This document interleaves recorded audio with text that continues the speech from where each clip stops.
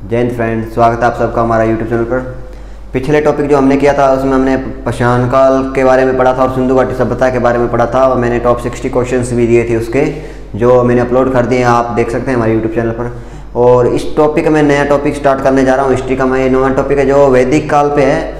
और वैदिक काल के कुछ महत्वपूर्ण क्वेश्चंस बनते हैं, ज़्यादा नहीं बनते लेकिन थोड़े बहुत क्वेश्चन बनते हैं। ऋग्वेद के ऊपर जो 4 वेद हैं हमारे, उनके ऊपर क्वेश्चन बनते हैं, पूछ लिया जाता है ऋग्वेद या फिर सामवेद, उनके अंदर क्या था, कितने श्लोक थे, कितनी सूचियाँ थी, उनके बारे में पूछ लिया जाता है कई बार एग्जाम में। ज़्यादातर नहीं पूछा जाता, क्वेश्चन बनता है 1 या 2 क्वेश्चन बन जाते हैं कई बार, ये नहीं कहता भी हर बार हर एग्जाम में बनते हैं। इसके बारे में फिर भी हम पढ़ेंगे क्योंकि हम डीपली पढ़ रहे हैं इस एग्जाम पैटर्न की तरफ से, आर्मी एयरफोर्स नेवी की तरफ से। तो दोस्तों स्टार्ट करते हैं वैदिक काल की क्लास फर्स्ट। ये हमारे फर्स्ट क्लास है।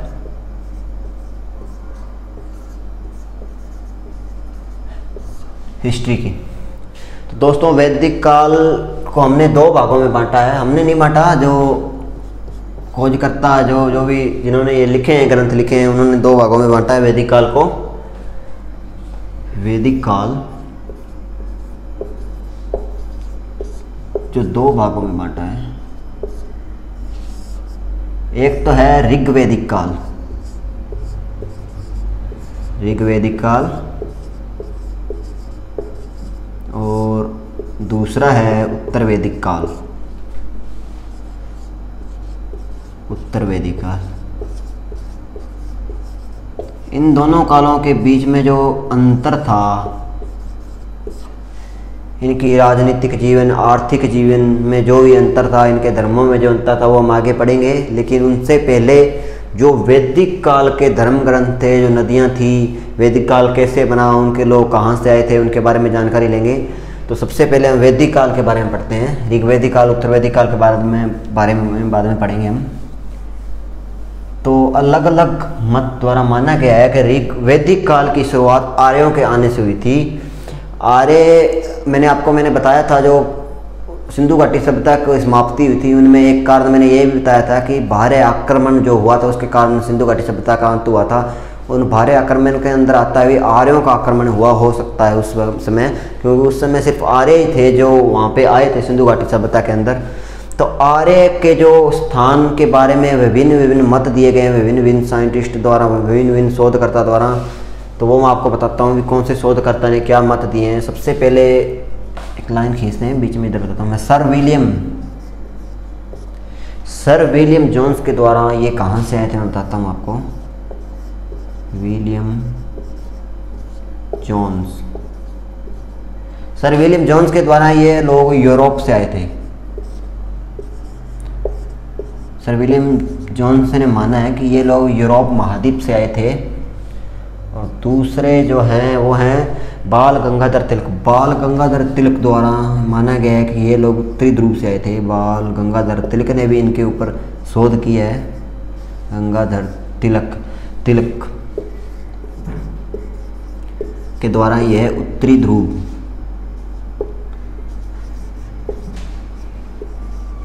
बाल गंगाधर तिलक द्वारा ये लोग उत्तरी ध्रुव से आए थे। दयानंद सरस्वती ने भी इनके ऊपर थोड़ी जानकारी प्राप्त की थी। दयानंद सरस्वती द्वारा ये लोग तिब्बत से आए थे। दयानंद सरस्वती का मानना था कि ये लोग तिब्बत के पठार से आए थे, जो आर्य थे, और उन्होंने आक्रमण किया था आके सिंधु घाटी सभ्यता के लोगों पर। और चौथे नंबर पे जो आता है वह मैक्स मूलर। इनके द्वारा ये लोग मध्य एशिया से आए थे। मध्य एशिया आर्य आए थे मध्य एशिया से। और इसके बाद आता है येकोहेती 5वें नंबर पर। ये एक चाइनीज व्यक्ति थे जिन्होंने बताया था येकोहेती। इनके द्वारा माना जाता है कि आर्य जो आए थे वो जर्मन से आए थे, जर्मनी से आए थे, जर्मन थे। इनमें से सबसे ज़्यादा जो महत्वपूर्ण माना जाता है, जो एग्ज़ाम पैटर्न में आता है, कि आर्य जो थे वो वैदिक काल में कहाँ से आए थे तो 100% अगर क्वेश्चन में मध्य एशिया आता है तो यही माना जाता है कि मैक्स मुलर द्वारा बताया गया मध्य एशिया से ही आर्यों का आना माना गया है। मध्य एशिया से ये विभिन्न विभिन्न मत माने गए हैं, विभिन्न मत हैं, अलग अलग खोजकर्ता के अपने अपने मत दिए गए हैं, लेकिन जो किताबों में दिया जाता है लगभग एग्जाम पैटर्न में आता है उनके द्वारा मध्य एशिया ही माना जाता है कि मध्य एशिया से ही आर्य आए थे। मध्य एशिया के अंदर ही तिब्बत भी आ जाता है और यूरोप का कुछ भाग भी आ जाता है जो माना जाता है मध्य एशिया। तो आगे पढ़ते हैं हम वैदिक काल के धर्म ग्रंथों के बारे में, जो सबसे ज़्यादा महत्वपूर्ण क्वेश्चन बनते हैं धर्म ग्रंथों पर। आपको पता होगा 4 ग्रंथ हैं हमारे हिंदू धर्म में, उन चारों को हम विशेष महत्व देते हैं, चारों ग्रंथों को, और चारों ग्रंथों का आपको नाम भी पता ही होगा, फिर भी मैं आपको बता देता हूँ। इस काल में वेदों की रचना हुई थी, ये 4 वेदों की रचना हुई थी इस काल में, और चारों वेदों के बारे में आपको मैं संक्षेप में वर्णन दूंगा। और चारों वेदों को ब्राह्मण जो थे, ब्राह्मण ग्रंथ के नाम भी बताऊंगा, ब्राह्मण ग्रंथ के नाम क्या थे चारों वेद के। लेकिन पहले मैं जो हम नाम दिए हैं, हमने नाम दिए हैं इस ग्रंथों के, वो मैं आपको बताता हूँ। धर्म ग्रंथ जो थे, खोजकर्ताओं ने जो इनके नाम खोजे थे उनके क्या क्या नाम थे। नंबर 1 था ऋग्वेद। इस ऋग्वेद के नाम पे ही से ऋग्वेद काल कहा जाता था, ऋग्वेदिक काल कहा जाता है। ऋग्वेद क्योंकि खोजा गया सबसे पहला वेद था ऋग्वेद। और दूसरा जो वेद था वो था सामवेद, ये भी बहुत महत्वपूर्ण वेद है हमारे लिए, पैटर्न हमारे एग्जाम पैटर्न की तरफ, सामवेद। तीसरा वेद आता है यजुर्वेद। तीसरा जो हमारा वेद है वो है यजुर्वेद, यजुर्वेद, ये हमारा तीसरा वेद है। चौथा है हमारा जो वेद है वो है गोपथ,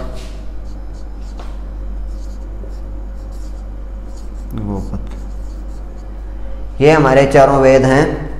और इनके अभी जो आपको मैं बताता हूँ क्या क्या नाम थे, जो इनके अलग नाम ब्राह्मण ग्रंथ में इनको जो नाम दिए गए हैं वो है, पहले ऋग्वेद का है ऐत्रेय, ऐत्रेय, इसको ऐत्रेय भी कहा जाता था, और ऐत्रेय के साथ इसे कोसी तर्क भी कहा जाता था, वह कोसी तर्क, कोसी तर्क भी कहा जाता था ऋग्वेद को। इसके बाद आता है सामवेद। सामवेद को कहा जाता था पंचविश, पंचविश कहा जाता था सामवेद को। इसके बाद आता है यजुर्वेद। यजुर्वेद को सतपथ, सतपथ कहा जाता था। और इसके साथ इसको वाजसनेय कहा जाता था, वाजसनेय यजुर्वेद को। और हमारा चौथा वेद है जो गोपथ, उसको गोपथ ही कहा जाता था। और इसमें सबसे महत्वपूर्ण जो एग्जाम की तरफ से आते हैं वो पूछे जाते हैं ऋग्वेद और सामवेद के ऊपर क्वेश्चन पूछे जाते हैं, लेकिन कई बार यजुर्वेद पे भी क्वेश्चन पूछ लिया जाता है। तो आगे हम इन वेदों के बारे में पढ़ेंगे दोस्तों।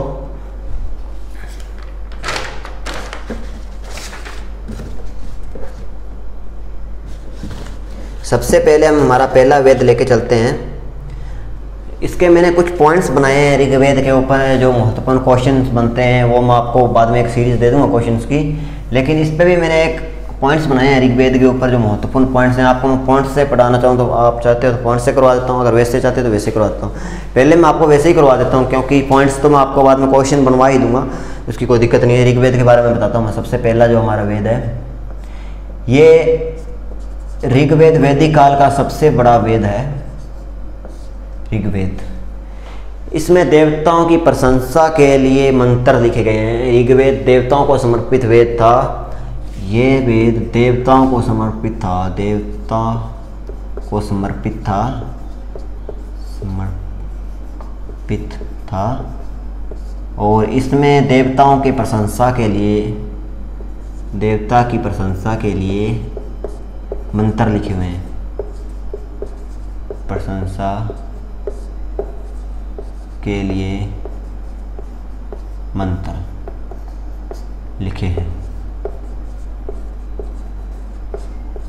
और ये वैसे तो पॉइंट भी बन जाते हैं, लेकिन हम आपको वैसे ही करवा देता हूँ। देवता की समर्पित है ये ऋग्वेद, और देवताओं की प्रशंसा के लिए इसमें मंत्र लिखे गए हैं। इसमें 1028 सूक्तियाँ मिली हैं और 10 मंडलों में ये विभाजित किया गया है।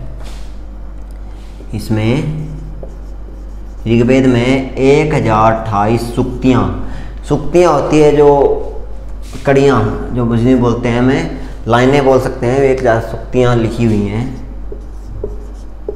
सूक्तियाँ लिखी हैं, और इन 1028 सूक्तियों को 10 मंडलों में विभाजित किया गया है, लिखी हैं, और इन्हें 10 मंडलों में विभाजित किया गया है। 10 मंडलों में विभाजित किया गया है, विभाजित किया गया है। इनमें जो मंडल नंबर 2 से लेकर 7 तक है उन्हें परिवार मंडल कहा जाता है। जो मंडल नंबर, पहले मैं आपको 1 से 10 तक बताऊंगा, लेकिन पहले बता देता हूँ। मंडल नंबर 2 से 7 तक परिवार मंडल नाम दिया गया है, परिवार मंडल कहा गया है, क्योंकि इन 2 से लेकर 7 तक एक ही जो इनके थे, जो जितने भी पॉइंट थे सब पॉइंट एक जैसे ही हैं, इसलिए इन्हें परिवार मंडल कहा गया। 2 से 7 तक परिवार मंडल कहा गया है। जो इनमें लिखे हुए थे, सूक्तियाँ लिखी हुई थी, वो एक जैसी हैं सारी की सारी 2 से 7 तक। मंडल नंबर 1 व मंडल नंबर 10 को नवीनतम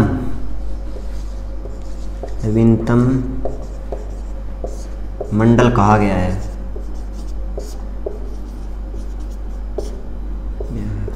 अब इनमें जो क्वेश्चन बनते हैं वो ये बनते हैं कि ऋग्वेद में कितनी सूक्तियाँ थी। ऋग्वेद में 1028 सूक्तियाँ थी, और ऋग्वेद किसके लिए समर्पित है, देवदेव किसको समर्पित है, देवताओं को समर्पित है। और ऋग्वेद में क्या दिया गया है, देवताओं को प्रशंसा के लिए मंत्र दिए गए हैं। और अगला क्वेश्चन बनता है इसमें कि परिवार मंडल कौन से मंडलों को कहा गया है। जो परिवार मंडल है उनमें कौन कौन से मंडल आते हैं। 2 से 7 तक परिवार मंडलों में, जो 2 से 7 तक के मंडल है उन्हें परिवार मंडल कहा गया है। और नवीनतम मंडल कौन से माने गए हैं, इनमें आता है मंडल नंबर 1 और मंडल नंबर 10 को नवीनतम मंडल माने गए हैं। तो इसके बाद आता है मंडल नंबर 3। मंडल नंबर 3 की रचना विश्वामित्र ने की थी। आगे बताता हूँ आपको। वैसे तो 1 से 10 तक हो गए, 8 और 9 मंडल 9 नंबर बच गए हैं। 2 से 7 तक मैंने बता दिया है। परिवार मंडल थे 1 और 10 को नवीनतम मंडल माना गया। इनके अंदर कुछ खास नहीं था, लेकिन मंडल नंबर 3 था वो बहुत महत्वपूर्ण रहता है ऋग्वेदी के अंदर 10 मंडलों में। मंडल नंबर 3 की रचना विश्वामित्र ने की थी। मंडल नंबर 3 की रचना विश्वामित्र, इधर लिख देता हूँ मैं, विश्वामित्र ने की थी। इसमें गायत्री मंत्र लिखा हुआ है। ये महत्वपूर्ण क्वेश्चन बन जाता है। गायत्री मंत्र किस में लिखा हुआ है, कौन से मंडल में लिखा हुआ है। गायत्री मंत्र लिखा हुआ है, जो कि लिखा है, जो कि सूर्य को समर्पित है। अब इंपॉर्टेंट क्वेश्चन बनता है यहाँ पे, 3 क्वेश्चन बनते हैं यहाँ पे, बहुत ज़्यादा इंपॉर्टेंट समर्पित है। पहला बनता है मंडल नंबर 3 की रचना किसने की, विश्वामित्र ने की, सबसे इम्पोर्टेंट क्वेश्चन। दूसरा, मंडल नंबर 3 में गायत्री मंत्र की खोज किस मंडल में हुई है, गायत्री मंत्र की खोज मंडल नंबर 3 में हुई है, या फिर मंडल नंबर 3 में किसकी खोज हुई है। इसमें गायत्री मंत्र लिखा है जो विश्वामित्र ने की थी, इसकी खोज। रचना, इसकी रचना विश्वामित्र ने की थी, इसका मतलब गायत्री मंत्र की रचना भी आपको पता है विश्वामित्र ने की थी। और ये पूछा जाता है क्वेश्चन, बहुत बार पूछा जाता है क्लर्क में कि गायत्री मंत्र किसको समर्पित है। तो गायत्री मंत्र दोस्तों सबको पता है, सूर्य को समर्पित मंत्र है गायत्री मंत्र। ये बहुत ज़्यादा इंपॉर्टेंट क्वेश्चन बन जाता है। और इसके बाद मंडल नंबर 1 जो था उसके बारे में थोड़ा। मंडल नंबर 1 के सुक्त लाइनों को बोलते हैं। मंडल नंबर 1 के सूक्त 4 में, मंडल नंबर 1 के सूक्त 4 में अलग अलग जो वहाँ पे जातियाँ थी उनके बारे में वर्णन किया गया है। वर्णों अलग अलग 4 में वर्णों अलग अलग में अलग वर्णों का वर्णन किया गया है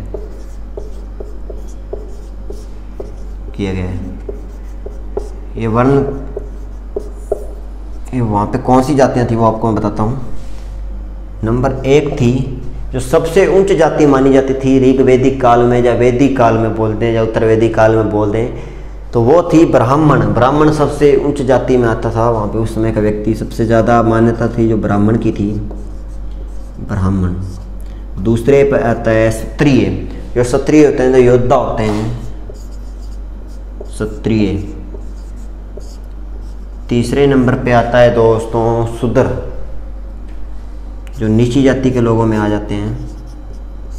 और चौथे नंबर पे आता है वैश्या। वैश्या को आपको पता ही होगा क्या होती है वैश्या, तो आप भी कभी गए होंगे जेबी रोड पे दिल्ली में। तो यह है दोस्तों मंडल नंबर 1 का महत्वपूर्ण क्वेश्चन कि मंडल नंबर 1 के सूक्त नंबर 4 में किन वर्णों का वर्णन किया गया है, ये पूछ लिया जाता है। तो वहाँ पे कितने वर्णों का वर्णन किया गया है, एक तो क्वेश्चन ये बनता है, तो वहाँ पे 4 वर्णों का वर्णन किया गया है। वो पूछ लिया जाता है कौन कौन से वर्ण हैं। पैटर्न में मतलब 4 ऑप्शन आते हैं, उनमें एक में लिखा होता है ब्राह्मण, क्षत्रिय, शूद्र, वैश्य। वाक्यों में तीनों में ऑप्शनों में अलग अलग लिखे जाते हैं। एक में ब्राह्मण, क्षत्रिय और कुछ और दिए होते हैं 2 ऑप्शन, या फिर क्षत्रिय, शूद्र या कुछ 2 ऑप्शन दिए होते हैं। इस तरह के ऑप्शन दिए होते हैं, लेकिन हमें याद रखना भी ब्राह्मण, क्षत्रिय, शूद्र, वैश्य, इन 4 वर्णों का वर्णन किया गया है मंडल नंबर 1 में, ऋग्वेदिक के मंडल नंबर 1 में। इसके अलावा मंडल नंबर 10 में नदियों का वर्णन किया गया है दोस्तों। मंडल नंबर 10 में नदियों का वर्णन किया गया है। मंडल नंबर 10 में नदियों का वर्णन किया गया है। जो सबसे ज़्यादा जिस नदी का वर्णन किया गया है वह है सिंधु नदी। सिंधु नदी का सबसे ज़्यादा वर्णन किया गया है। नदी का सबसे ज़्यादा वर्णन किया गया है। वर्णन किया गया है। तो दोस्तों मैं आगे बता रहा हूँ आपको भी जितनी भी ये नदियाँ थी उनके पुराने नाम और अभी न्यूनतम नाम है वो कौन कौन से हैं। इसमें क्वेश्चन बनता है मंडल नंबर 10 में किन का वर्णन किया गया है। मंडल नंबर 10 में नदियों का वर्णन किया गया है, ये पूछ लेते हैं क्वेश्चन। और सबसे ज़्यादा ऋग्वेद में कौन सी नदी का सबसे ज़्यादा वर्णन किया गया है, सीधा या वैदिक काल में किस नदी का सबसे ज़्यादा वर्णन किया गया है, ये भी पूछ लिया जाता है। तो सिंधु नदी का सबसे ज़्यादा वर्णन किया गया है ऋग्वेदिक या उत्तर वैदिक काल में, या फिर वैदिक काल में भी बोल सकते हैं हम। तो मैं आपको बताता हूँ आगे कौन कौन सी नदियाँ थी, इसको साफ कर देता हूँ। ऋग्वेदिक काल की जो नदियाँ थी वो थी, इधर पुराने नाम लिखूंगा, इधर जो अभी नवीनतम नाम है वो लिखूंगा। नंबर 1 काबुल। आज के टाइम में जैसे हम काबुल बोलते हैं उसको उस टाइम नाम था कुंभा। और दूसरी नदी थी गोमती।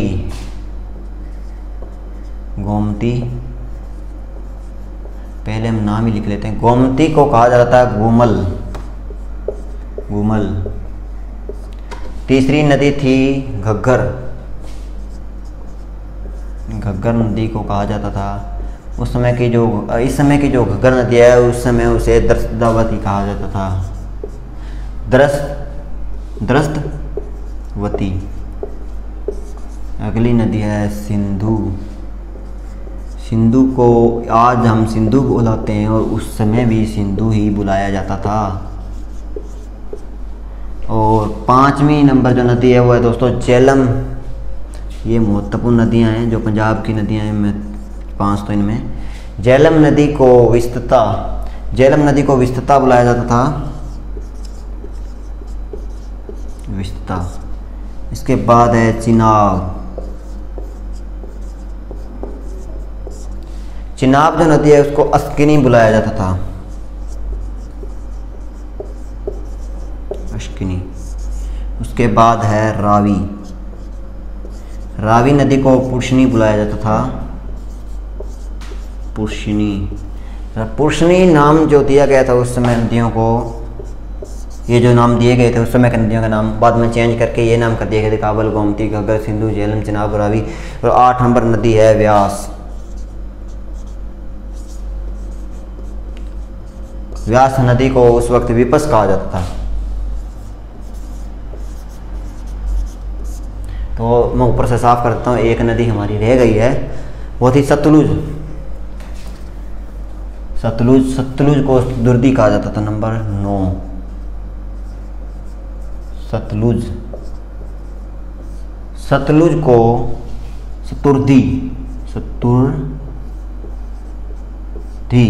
सतुर्दी कहा जाता था। थोड़ा गलत लिख दिया मैंने, स्तुत्री कहा जाता था, रैक की मात्रा लगी थी। और ये थे हमारा नदियाँ दोस्तों। तो हमने अब तक जितने भी पढ़े वो थे यहाँ के धर्म ग्रंथ, चारों ग्रंथों के बारे में हमने पढ़ा है।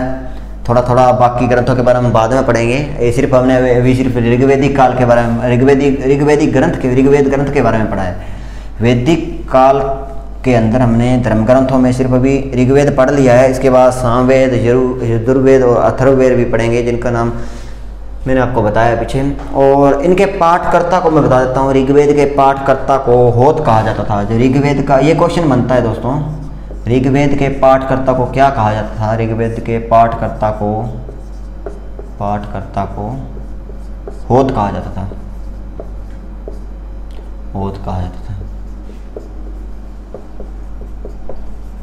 तो इस वीडियो में दोस्तों इतना ही। ऋग्वेद के बारे में मैंने बता दिया आपको। अगली वीडियो में हम सामवेद, यजुर्वेद और अथर्ववेद के बारे में लेके आ रहे हैं। और चैनल के साथ बने रहिएगा, लाइक और सब्सक्राइब करना मत भूलिएगा दोस्तों।